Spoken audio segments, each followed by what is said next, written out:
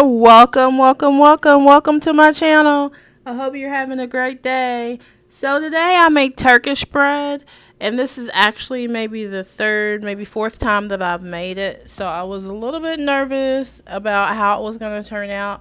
It actually turned out very well. So stick around to the end and let me know what you think.